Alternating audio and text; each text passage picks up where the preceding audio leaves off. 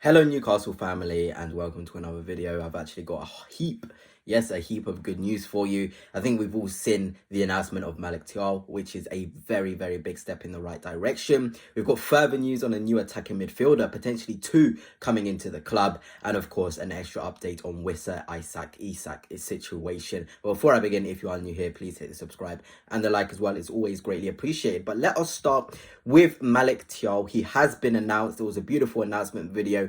He was basically just talking about how he loves Newcastle, you know, his sort of desire to join Newcastle. It's been a tricky summer. There's been a lot of players that haven't been so keen on moving down to Newcastle, but Malick Thiaw, it looks like he genuinely did. And Newcastle beat competition of the likes of Bayern Munich, which is always a big sort of telltale in how good a player genuinely is. I think Malick Thiaw has so much ability. I think he's strong. I think he can play left centre half and right centre half.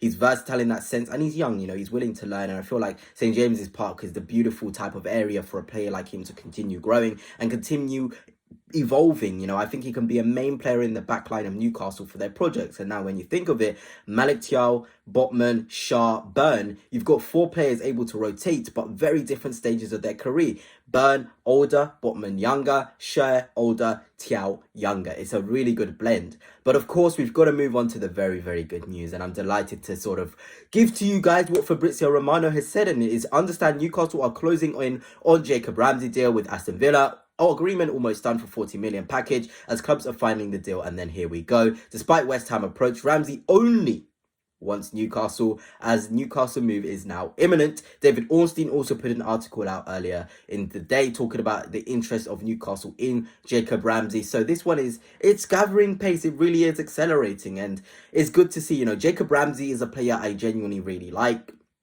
There's certain qualities he has in the attacking third that genuinely is going to move the needle for Newcastle United. Because if you've been watching my videos long enough, you would have heard me say multiple times, Newcastle need an attacking midfielder. They need somebody who can add dynamism in the middle of the park and is more able to help break those low block, mid blocks down. And Jacob Ramsey certainly is that player. You know, at Aston Villa, they've got so many midfielders. It's quite hard for him to get the game time he deserves. Morgan Rogers essentially plays in position. It's just hard for him. At Newcastle United, for me, he starts. He genuinely starts in that midfield ahead of Joe Linton. And I know this is going to hurt for Newcastle fans hearing this, but it's time. It's time to really move on to a player like Jacob Ramsey, who's going to impact in the final third. He's also a hard worker, in terms of he'll get back, he'll defend well.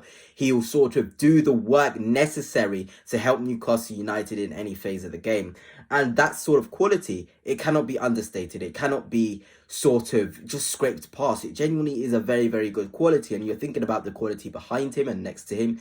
You've got Tonali. You've also got Bruno Guimaraes. It allows him to play a little bit more deeper and progress the play.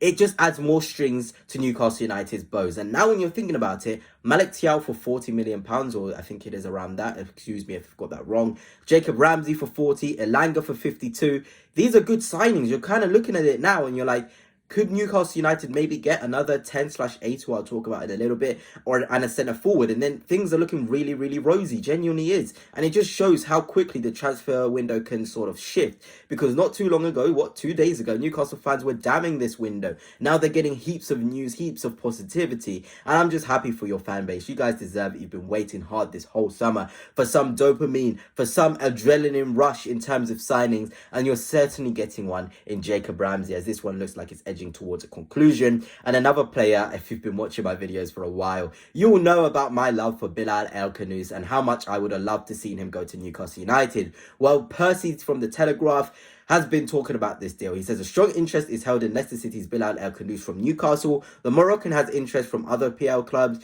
He also holds a release clause, all according to, of course, Percy Telegraph. And Bilal Khannouss is a different player to sort of Jacob Ramsey. He's a better passer, a better creator. Jacob Ramsey's more of a dribbler, more of a carrier, more of a dynamic player in terms of the shot volume. He'll take it outside the box in the linking up play. Bilal Khannouss is different in the way he creates chances. He's a bit, I hate to say it, like baby De Bruyne. The data, underlying metrics, I've looked at it, very similar to Kevin De Bruyne. Genuinely is. I was quite shocked when looking at it. You can go on Data MB and you look at the comparison between De Bruyne last season and Bilal last season as well.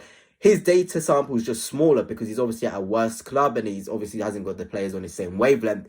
But it's similar in terms of passing, progressive passes, in terms of creativity from wide areas. It's so, so good. And there's been talk about the 25 million release clause.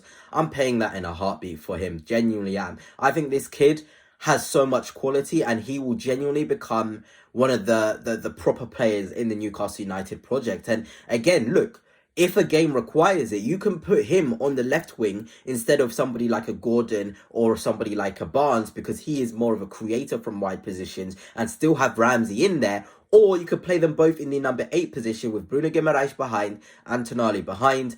Or you can play false 9 Jacob Ramsey. He certainly can play there, by the way. He's played there before for Villa, and it's very effective and impactful. There's an option to do that. But what I'm basically trying to say is you get Bilal, Khannouss and Jacob Ramsey alongside a number 9. I know it seems hella greedy, but Newcastle's project needs to be accelerated. And if we're thinking about this Isak money coming in, you have so many strings to your bow. It doesn't matter what opponent you're playing. You can adjust the lineup and the way in which you break it down. Because I remember last season, Newcastle United struggled in certain games. I always point towards Everton last day of the season, where it could have gone horribly wrong, and you miss that creative spark from the middle. You cannot just give the burden all on Bruno Guimaraes to create on the ball. With Jacob Ramsey and Bilal Khannouss, you have two players who are more than able, more than capable to create and add a bit of sort of extra things in the middle of the park, you know, in terms of an attacking sense. We know Newcastle defensively, they have the legs, they have the energy, they have the players for that, but it's in those slower games where teams are going to frustrate you. They want you to play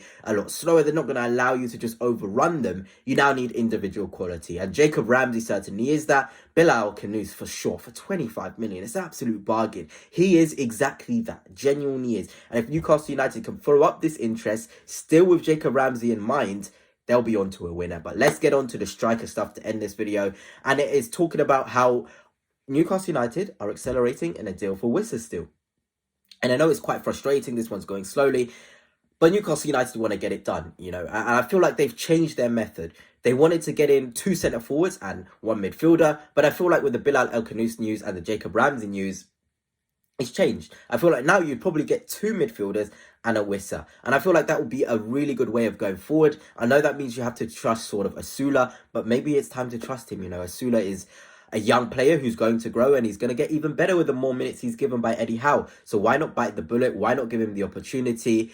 And I genuinely believe he can thrive. I genuinely believe he can thrive if he's given the baton, you know. Because with these young players, just need consistency, rhythm, minutes, and then they'll improve. With someone like Wissa in front, it will take the pressure off him. Wissa, we can't forget, he got 20 Premier League goals. That's really, really impressive. It genuinely is very good numbers. And you're thinking about adding creativity behind. Who cares about Isak and him saying he doesn't want to play for Newcastle again, which is quite silly from him.